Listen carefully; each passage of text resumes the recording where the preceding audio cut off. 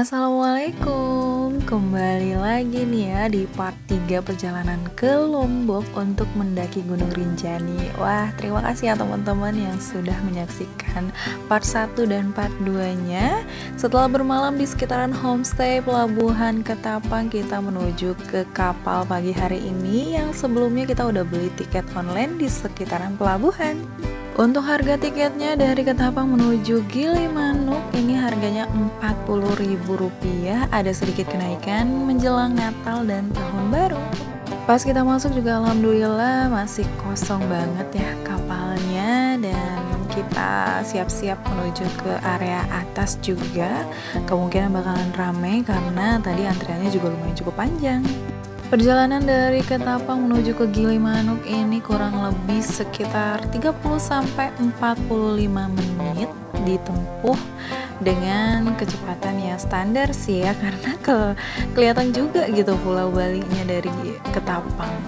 Tapi biasanya kalau lagi libur kayak gini nih, antriannya lumayan ya, kalau mau bersandar lumayan banyak juga kapal-kapal yang mengantri, jadi kadang membutuhkan waktu yang cukup lama juga.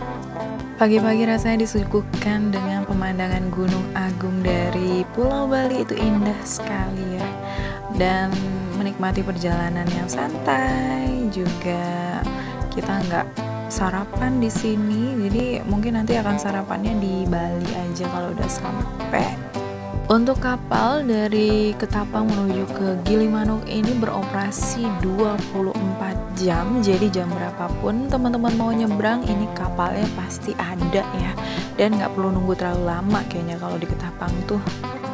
Aduh, kayaknya kalau lagi naik kapal pemandangannya kayak gini sayang banget ya kalau kita cuma duduk-duduk di dalam, mendingan kita standby-nya di luar aja karena masih pagi juga, jadi anginnya nggak terlalu panas. Nggak terasa juga ternyata udah sampai di Pelabuhan Gilimanuk, Bali. Ada perbedaan 1 jam waktu dari Pulau Jawa dan Pulau Bali, jadi ketika di pertengahan nih jam kita akan berubah otomatis di handphone, ikutin jam Bali ya teman-teman, maju 1 jam.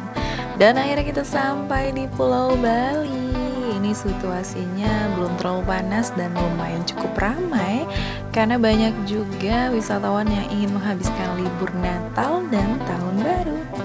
Kita kayaknya mau lanjut aja deh sambil cari sarapan menuju ke Pelabuhan Padang Bay yang ada di Bali untuk menuju ke Pelabuhan Lembar di Lombok.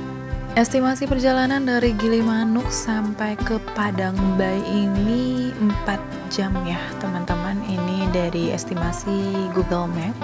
Kalau kecepatan rata-rata kita santai, tapi kalau cepet ini bisa 3,5 jam juga karena kondisi jalannya juga ramai banget ya. Dan jalur yang menuju ke Denpasar ini memang jalur yang selalu dilewati oleh kendaraan-kendaraan besar seperti bus dan truk, jadi benar-benar harus ekstra hati-hati selama perjalanan. Cuacanya juga tiba-tiba mendung dan agak sedikit gerimis, semoga aja jangan sampai hujan karena ribet juga ya kalau harus pakai jas hujan tiba-tiba gitu. Dan wajib banget foto di Gapura nih, kalau kata orang Bekasi sini Gapura, tapi kalau di Bali nggak tahu ini namanya apa.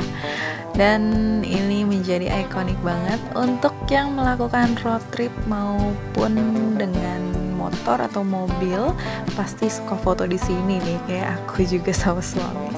Dan memasuki hutan, di sini banyak monyet-monyet yang ada di pinggir jalan ya teman-teman. Jadi pengendara itu suka ada yang ngasih makanan juga, makanya monyet-monyetnya ada yang turun-turun nih di sekitar pinggir jalan. Riding di Bali itu indah banget. Kenapa? Karena jalanannya tuh bagus deh. Jadi bener-bener asik gitu untuk dibawa naik motor. Tapi ingat ya, selalu safety, jangan ngebut-ngebutan karena bahaya juga nanti buat kitanya. Dan seperti inilah pemandangannya, harus sering salip-salip juga dengan truk dan juga mobil angkutan lainnya. Tapi tetap ya tuh monyet-monyetnya banyak banget. Perjalanan juga terasa sejuk karena melewati pepohonan yang rimbun-rimbun seperti ini. Dan nggak terasa juga perut udah lapar nih ya, tapi belum nemu tempat makanan. Di sekitaran Gilimanuk ini banyak mayoritas muslim ya, jadi kita sih sebenarnya nggak perlu khawatir kalau soal jajanan. Untuk Indomaret juga udah banyak banget, dan tinggal mau pilih aja mau makan apa. Tapi biasanya di sekitaran Bali ini ya nasinya udah berbentuk lauk gitu, nggak ada makanan-makanan yang ringan-ringan, kayak langsung nasi sama lauk pauknya, jadi kesannya makan berat banget ya pagi-pagi.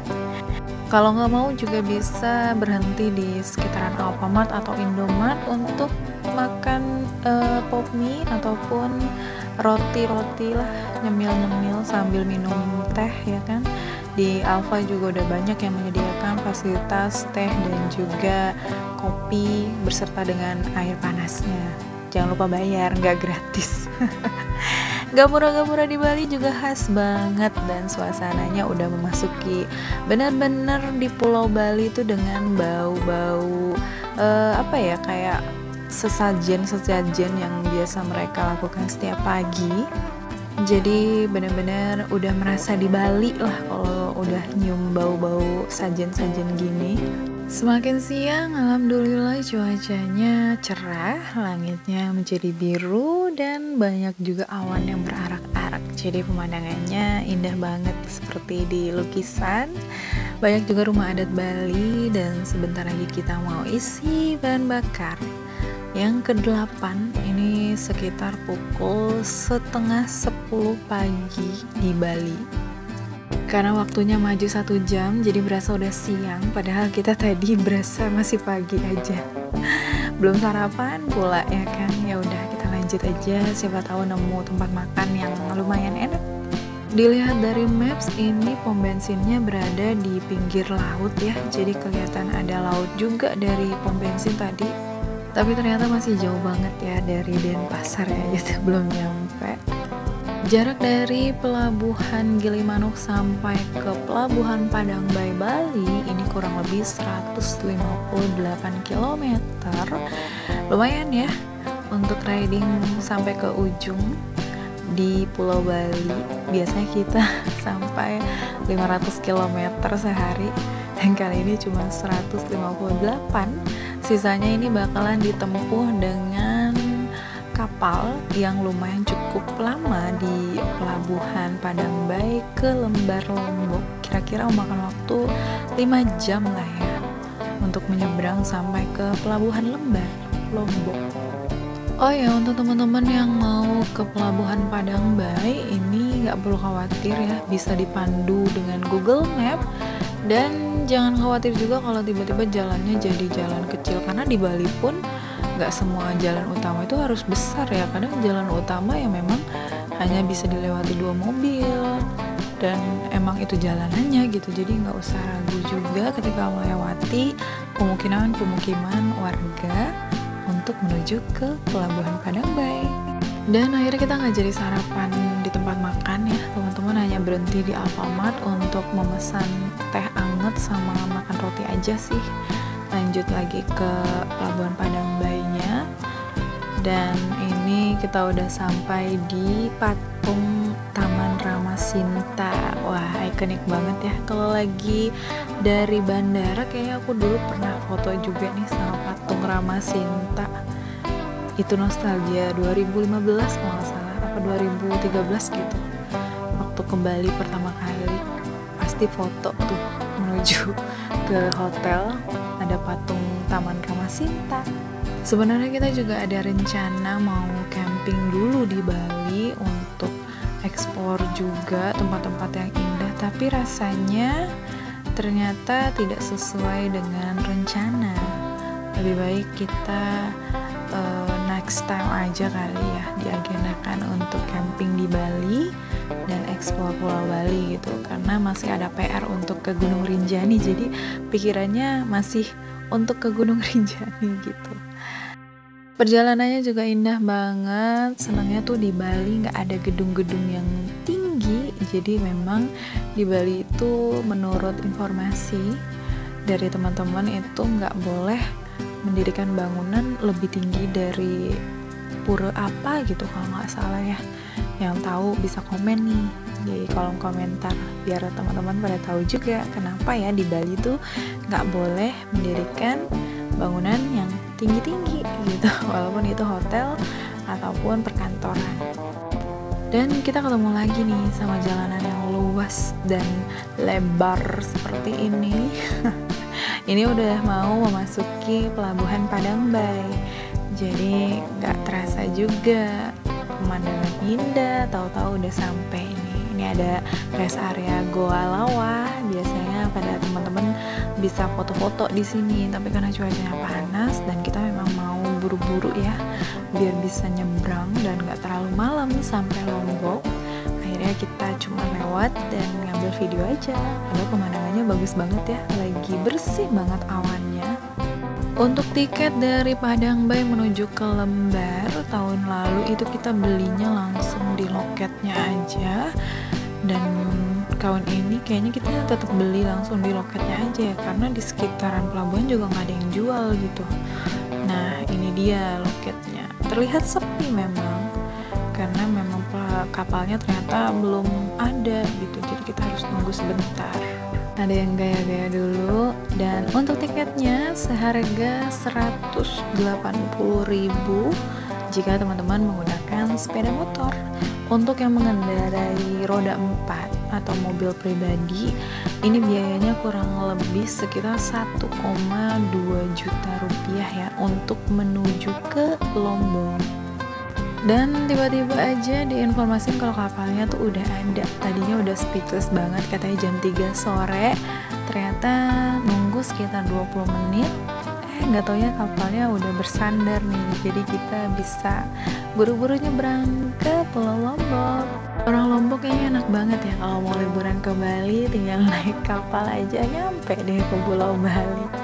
Dan udah waktunya masuk ke kapal. Ini dicek dulu tiket-tiketnya baru memasuki kapal. Dan ternyata yang menggunakan motor nih lumayan cukup banyak ya teman-teman. Beda dari Ketapang ke Bali itu yang banyak biasanya mobil, tapi kalau ke Lombok ini mayoritas mobil-mobil besar dan sepeda motor gitu yang mau pulang ke Lombok ataupun yang mau cuma liburan doang orang-orang Balinya. Dan aku kaget banget pas masuk kapal, ternyata kapalnya bagus banget. Ini udah ber-AC, jadi nggak perlu nambah biaya apa-apa lagi. Udah ada colokan, tempat duduknya juga nyaman banget. Ini juga suami lagi cosplay gitu, ketakutan gak ngerti deh. Jadi happy banget ya kalau nemu kapal kayak gini tuh. Kenapa nggak semuanya aja tuh berbentuk kayak gini, nyaman banget rasanya. Saya juga sempat khawatir kalau berangkatnya dapat kapal yang bagus. Kenapa ya? Karena setiap kali saya berangkat naik kapal yang bagus, biasanya nih ya, pulangnya itu kapalnya apa adanya gitu. Itu nggak tahu ya, apa saya aja yang ngerasain, tapi mayoritas tuh saya selalu kayak gitu kalau menyeberangi pulau ya. Entah itu di pelabuhan Merak menuju ke Lampung ataupun Bali, dari Ketapang ataupun Ketapang Bali gitu. Itu pasti aja kalau berangkatnya kapalnya bagus, bisa aja pulangnya kapalnya seadanya. Kadang pulangnya seadanya, ini berangkatnya ya pokoknya kayak gitu deh. Nggak setiap perjalanan tuh dapat kapal yang selalu bagus gitu.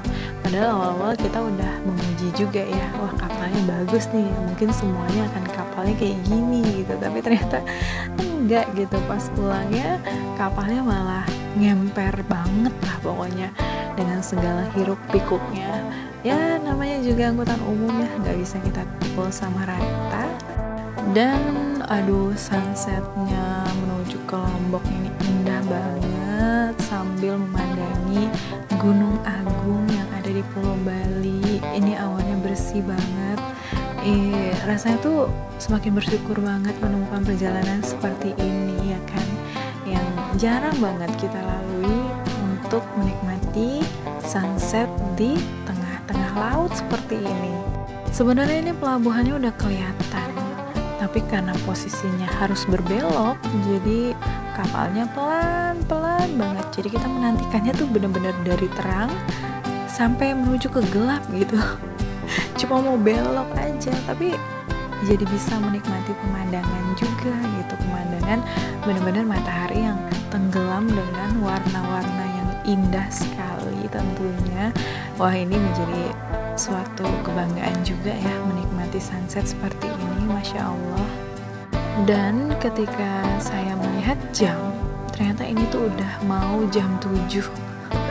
Kalau di Bekasi jam 7 tuh udah gelap ya, tapi kalau di sini ini baru sunset loh, menuju ke jam 7 itu baru sunset. Dan azan maghrib juga baru berkumandang, jadi benar-benar waktunya terasa banget di sini tuh. Bener banget kan, dari yang mau belok kapalnya sampai mendekati pelabuhan, bener-bener supirnya hebat banget deh. Nakoda dia, bukan supir ya. Akhirnya kita bersiap-siap mau keluar dari kapal dan mencari homestay untuk bermalam kali ini di Lombok. Dan akhirnya kita mendapatkan homestay ini di sekitaran Mataram ya. Jadi lumayan cukup jauh juga karena posisinya malam, dan suami juga agak takut ya karena gelap banget di sekelilingnya. Jadi kalau mau cari homestay agak grogi juga gitu. Jadi ya udahlah, kita cari di hampir di pusat kota Mataramnya aja untuk menginap. Dan homestaynya ini berbentuk kos-kosan, jadi bisa 1 hari bisa 1 bulan gitu. Jadi teman-teman yang mau cari homestay di Mataram banyak banget. Ini kita pilih harga yang 120.000 per malam, sudah ada AC-nya, kasur dan juga handuk, lengkap banget. Dan perjalanan di Lombok akan kita mulai untuk ke Sembalun besok hari. Jadi jangan lupa ya untuk pantengin part 4-nya nih. Kita ngiter-ngiter di sekitaran Mandalika sampai ke jalur Sembalun. Seperti apa? Sampai ketemu di part 4 ya. Terima kasih. Assalamualaikum.